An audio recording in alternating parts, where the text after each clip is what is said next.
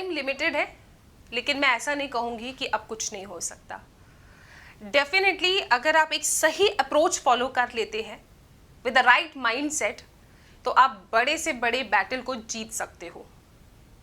जो भी हुआ, ठीक है, अभी तक जो कुछ भी हुआ उसे भूल जाओ।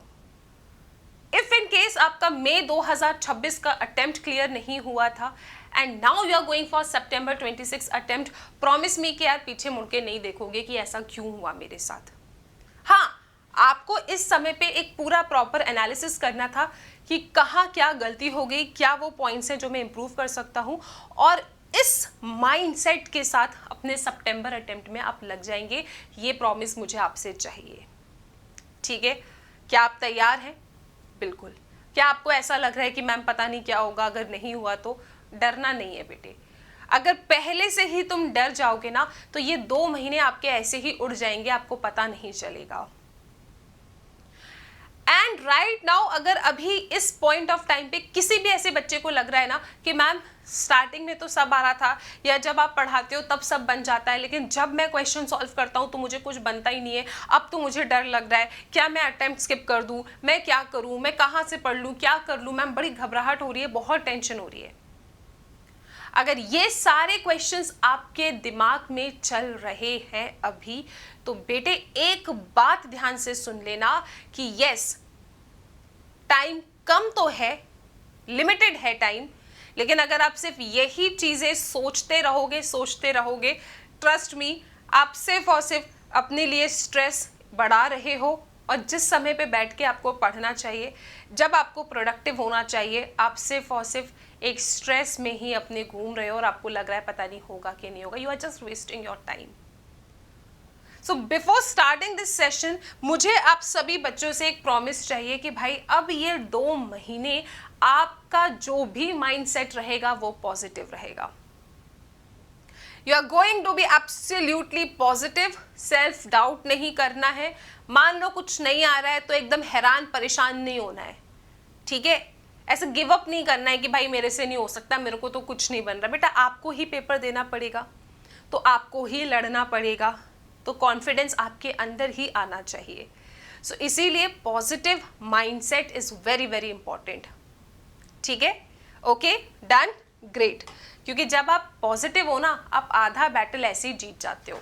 Next, let's talk about syllabus, कि अभी कितना सिलेबस है, क्या मेरे को 100% सिलेबस करना चाहिए, या मेरे को जो आता है वो मैं पक्का कर लूँ, ठीक है? यही सवाल आपके दिमाग में आ रहा होगा। तो बेटे देखो, राइट नाउ जो ये जुलाई का मंथ है ना, मैं इस मंथ और आपसे रिक्वेस्ट करूंगी कि आप कोशिश करो कि यार 85 to 90% तक सिलेबस कवर करने की कोशिश कर लो अभी भी। क्योंकि कभी कभी क्या होता है ना, जो चैप्टर्स हमको लगता है यार डिफिकल्ट है बेटे, उससे सच में इजी क्वेश्चन आ जाते हैं। एंड मई 2025 के अटेम्प्ट के बाद मुझे लिटरली ऐसा लगता है कि अगर तुमने सिलेबस अच्छे से किया है ना, तो चांसेस बढ़ जाते हैं कि आप ज़्यादा क्वेश्चन अटेम्प्ट कर पाओगे, जो कि आपको मार्क्स दिला देंगे, आप पास हो जाओगे। पर मैम इतना सारा सिलेबस है, मैं तो सब भूल गया मैम, मुझे कुछ नहीं आता, अब मैं क्या करूँ? पहले का था पॉजिटिव माइंडसेट रखना है, ठीक है? आपको थोड़ा प्रैक्टिकल अप्रोच फॉलो करना है। क्या 18 चैप्टर है, आप 2 कॉलम्स बनाइए, यहाँ पे लिखिए डन, यहाँ पे लिखिए रिमेनिंग। जो चैप्टर्स हो चुके हैं आपके एक बार, उनके नाम लिख दो। जो चैप्टर्स आपने एक बार भी नहीं पढ़े, उनके नाम लिख दो। अब ये डन वाले चैप्टर्स में आप ये देखो कि आपको इसमें से कौन सा ऐसा चैप्टर है जो इजी टू मॉडरेट लग रहा है। तो जो भी चैप्टर आपको इजी टू मॉडरेट लग रहा है, उस पे अपना 100% दो। स्टडी मटेरियल के सारे क्वेश्चंस कर डालो, ठीक है? उसके बाद आपके पास जो मेरी वर्कशीट्स होती हैं, जो हम एक प्रयास में पढ़ते हैं, ब्रह्मास्त्र में पढ़ते हैं, मतलब उस पर्टिकुलर चैप्टर से रिलेटेड आपके सामने जितने भी क्वेश्चंस आए, वो सारे के सारे आपको बनाने हैं। जो आपको डिफ़िकल्ट लगते हैं ना बेटे, वो डिफ़िकल्ट क्वेश्चन स्टडी मटेरियल से, जो डिफ़िकल्ट चैप्टर्स आपको लगते हैं, वो स्टडी मटेरियल से आप देखो, और उनके सिर्फ आप उतने क्वेश्चंस करना जो मैं आपको क्लास में करा रही हूँ। That's it. मतलब आप अपना 100% देंगे उन चैप्टर्स में जो इजी टू मॉडरेट लग रहे हैं, लेकिन डिफिकल्ट चैप्टर्स को भी ऐसा नहीं कि स्किप कर दो। Still for this 1 month just give it a fight. जुलाई के महीने तक, अगस्त के महीने में मैं आपको खुद बोल दूंगी बेटे नहीं आ रहा है तो छोड़ दो, बट अभी गिव अप मत करो उस पर। क्या ये बात समझ में आ रही है? Still you will be trying कि 85 to 90% सिलेबस कवर करोगे आप। ठीक है, लिखो, चीज़ों को लिखो, क्या हो गया है, कितना बचा है, कितना समय लगेगा, जो हो गया है उनको मुझे कैसे पढ़ना है, ये चीज़ आपको लिखना होगा। इजी क्या है, मॉडरेट क्या है, 100% देना है, सब पढ़ना है। इसके बाद ये आपने पूरी चीज़ें इस तरीके से लिख लिया। अब दिमाग में थोड़ा सा पीस आएगा कि हाँ ये तो इजी है, ये तो हो जाएगा, ये तो ठीक है, हाँ ये नहीं हुआ लेकिन मैं 3-4 दिन में से कर सकता हूँ। तो इस तरीके से प्लानिंग करनी है। इसके बाद बेटे सबसे ज़्यादा इम्पॉर्टेंट, अगर तुम एक साथ अपना सिलेबस देखोगे तो तुम्हें लगेगा कि नहीं हो सकता। इसीलिए आपको कह रही हूँ कि डेली टारगेट्स दो। अब वो डेली टारगेट्स देने में पूरे 2 महीने मत निकाल देना। डेली टारगेट्स देना है, आप रात में सोने से पहले या फिर सुबह जैसे ही उठो अपने उस दिन का टारगेट डिसाइड कर लो। जैसे आज का पूरा दिन है तो मैं सुबह जल्दी उठ के सारी चीज़ें लिख लूँगी, या फिर रात में सोने से पहले ही नेक्स्ट डे का टारगेट लिख लो।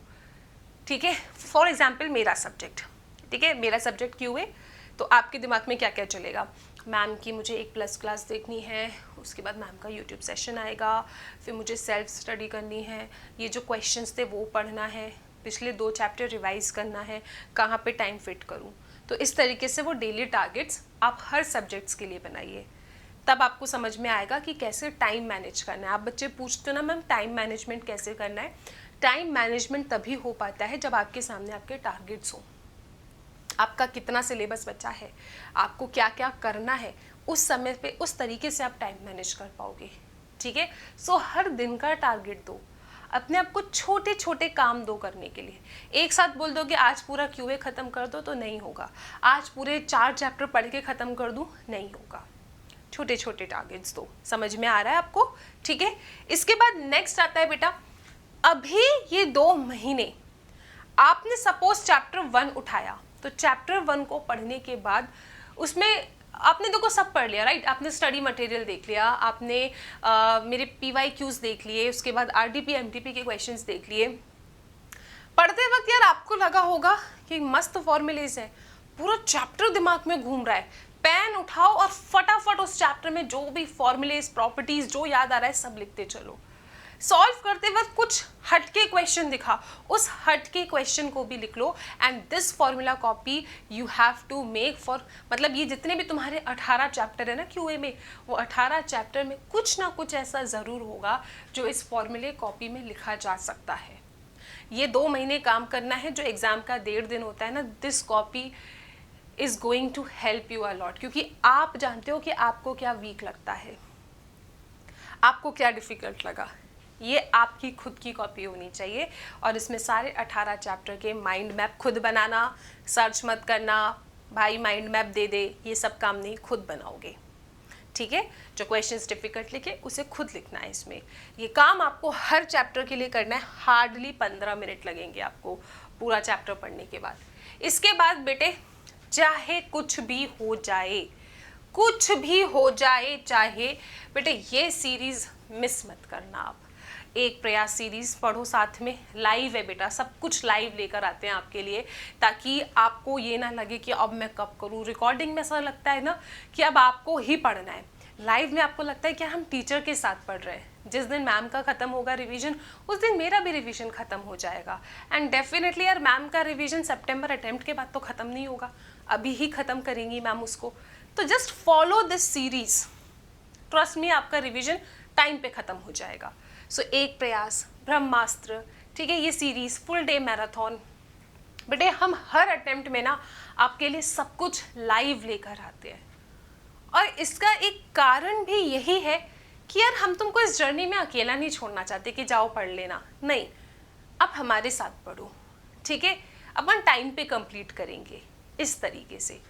और बच्चे आपको पता है फ्री क्लासेस के बारे में, ये स्पेशल क्लासेस में मैं आपको लॉजिकल रीजनिंग कराती हूँ, टेस्ट लेती हूँ, ठीक है। और अगर इनमें से किसी भी चीज़ का आपको अपडेट चाहिए रहता है कि कब कौन सी क्या क्लास है, तो डिस्क्रिप्शन बॉक्स में टेलीग्राम ग्रुप का लिंक है, उसको ज्वाइन कर लो आप, आपका कुछ भी मिस होगा नहीं, ठीक है।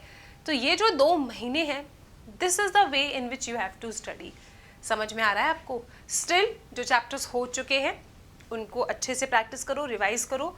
अभी 100% गिव अप मत करो, जो चैप्टर डिफिकल्ट लग रहा है थोड़ा थोड़ा पढ़ने की कोशिश करो, ठीक है। सो आई होप ये स्ट्रैटेजी आपके लिए यूज़फुल रही होगी। आप बिल्कुल मुझे प्रॉमिस करिए आप इसे फॉलो करेंगे, साथ में मेहनत करेंगे एंड पेपर डेफिनेटली क्लियर करेंगे। Thank you so much.